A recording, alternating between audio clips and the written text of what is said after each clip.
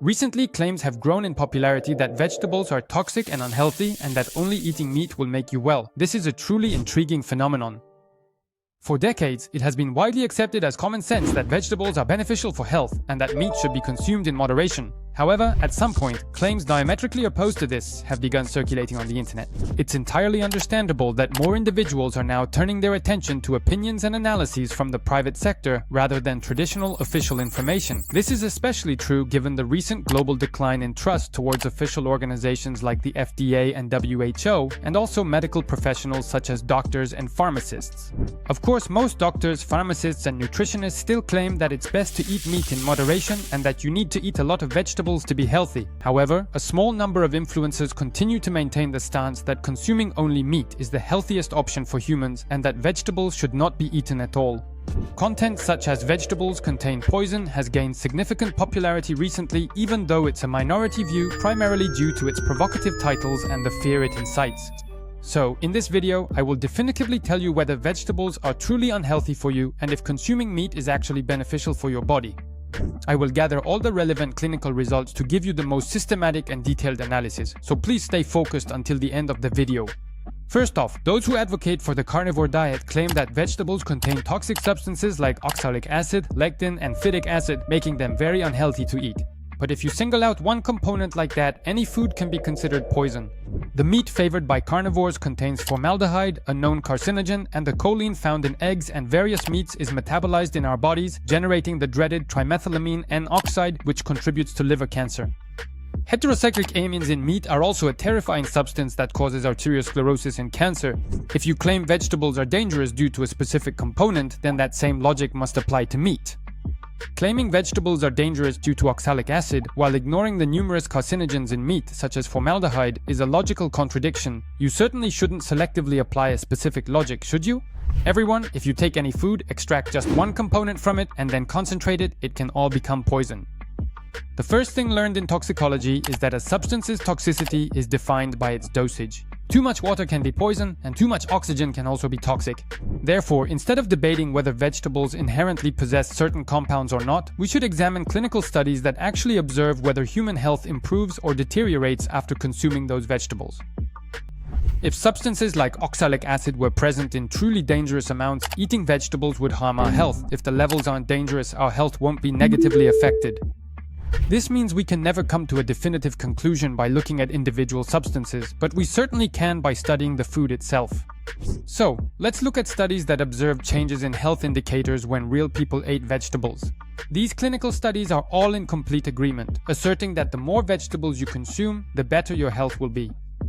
In a European meta-analysis that tracked over 800,000 people for 5 to 28 years, it was found that people with a high proportion of vegetables in their diet had a 15 to 21% lower risk of cardiovascular disease than those who ate very few vegetables. When you look at the forest plot, all 8 studies are on the left side of the baseline. This means every single study suggests a reduced risk of cardiovascular disease. This simply means that vegetables are healthy. A 2017 meta-analysis combined 95 individual studies examining over 2.1 million subjects. It found that the risk of cardiovascular disease, cancer, and all-cause mortality clearly decreased as vegetable and fruit intake increased. I'll present the result graphs to you now in sequence. We can confirm a distinct inverse relationship for all of them. The connection between vegetables and heart disease risk, vegetables and stroke, vegetables and cardiovascular disease, and vegetables and all-cause mortality without exception. The risk of these diseases consistently declines as vegetable and fruit consumption rises. What's fascinating is that the more vegetables and fruits people ate, the more the benefits continue to increase. In a study of 2.1 million people, continuous health benefits were observed, with participants consuming up to 800 grams of fruits and vegetables daily.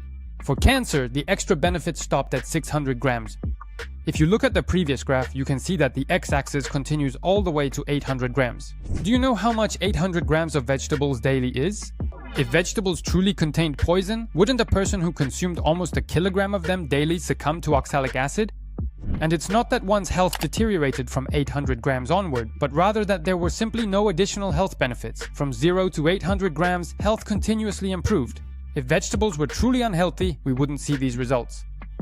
A 2022 meta-regression analysis tracked an impressive 4.6 million subjects from 34 countries. As shown in the graph, consuming plenty of vegetables decreased ischemic stroke by 23.2%, ischemic heart disease by 22.9%, hemorrhagic stroke by 15.9%, esophageal cancer by 28.5%, and type 2 diabetes by 26.1%. So far, we've analyzed over 7 million people through 2 studies. If the oxalic acid or lectins in vegetables were actually poisonous, then these results for over 7 million people simply cannot be explained. Unless these people are aliens, it's quite difficult to arrive at such results. Now let's turn our attention to meat. Is it truly beneficial to consume a significant amount of meat? Meat, when consumed in moderation, can be good for your health, yet excessive intake may prove detrimental.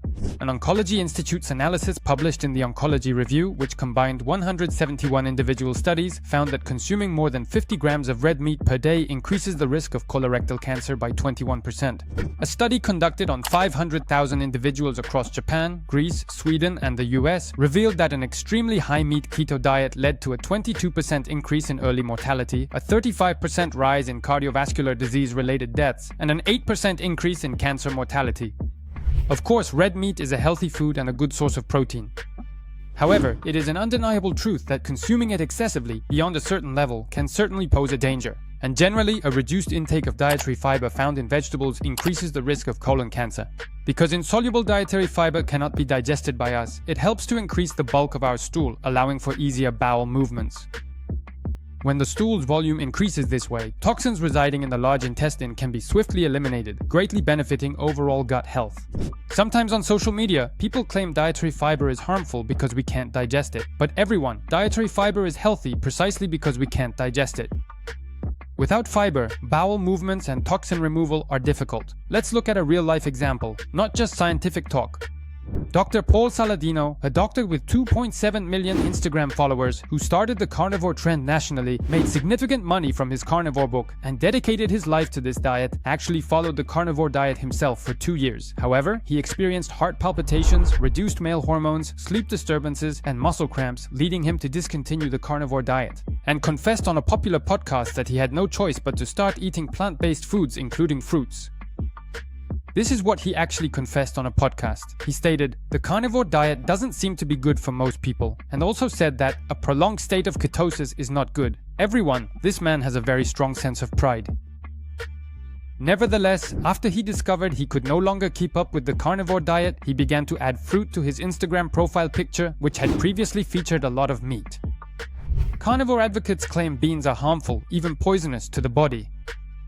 However, a 2021 meta-analysis in Nutrients, which combined 23 individual studies, found that people who ate a lot of beans had an 11% reduction in cardiovascular disease, a 22% reduction in heart disease, and it even slowed the progression of certain cancers. And yes, I know beans have lectin. I also know they have phytic acid.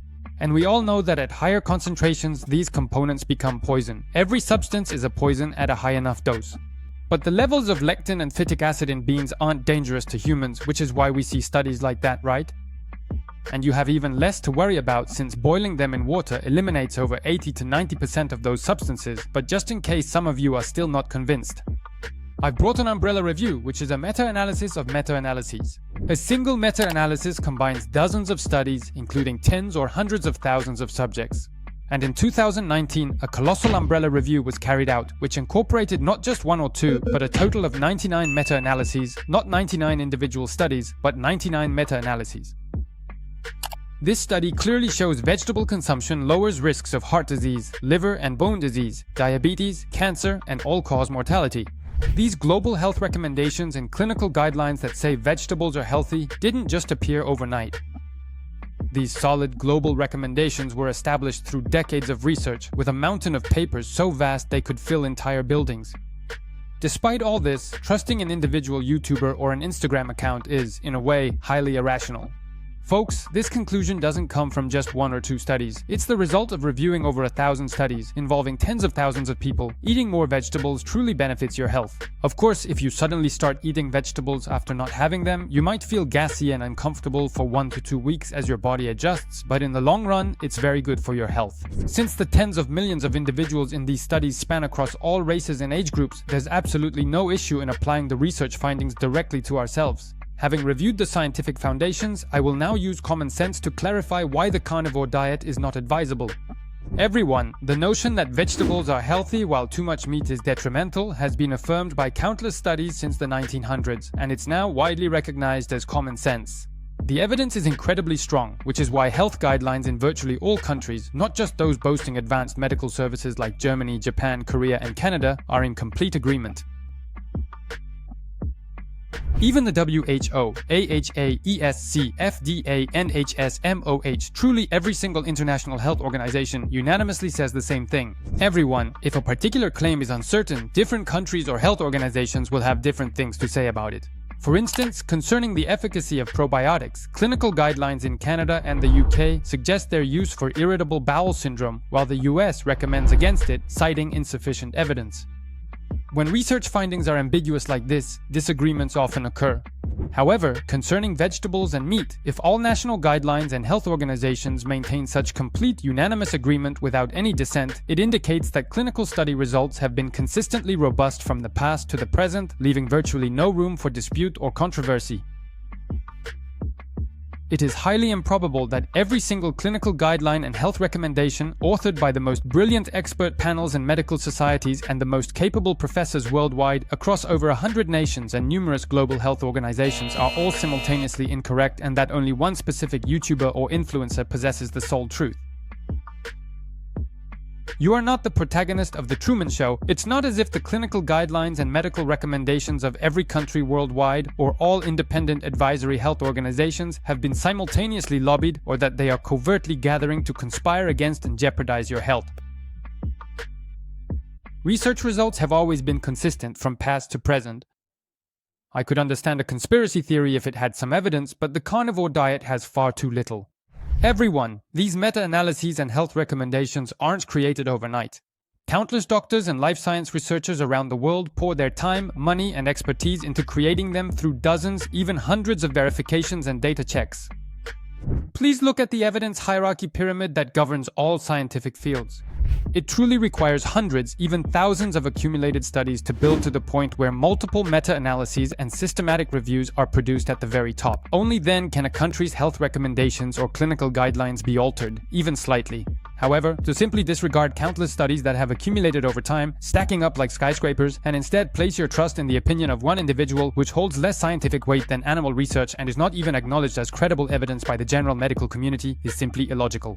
To alter a single line in health recommendations, the most brilliant minds worldwide must conduct clinical trials on tens of millions of individuals and produce a mountain of research papers. The recommendations derived from all that research suggest consuming plant-based foods and eating meat, like red meat, in moderation. Therefore, it's quite difficult to trust an individual expert's opinion from the lowest tier, asserting that the entire world is mistaken, that vegetables are essentially poison, and that only a meat-based diet is beneficial. Building this evidence pyramid required immense capital, time, manpower, and tens of millions of subjects, far more than any individual could ever manage. I was so puzzled and fascinated by the recent sudden explosion of the carnivore diet trend that I decided to investigate the phenomenon in detail. It turns out that the carnivore diet phenomenon originated from a few influencers in America, gaining significant popularity, and has now even reached South Korea. Perhaps that's why a significant portion of the carnivore diet content found domestically is either directly taken from international YouTube or Instagram content, or is simply a mashup of existing materials. Through this process, I naturally learned about international carnivore influencers, and surprisingly, quite a few of them had professional titles.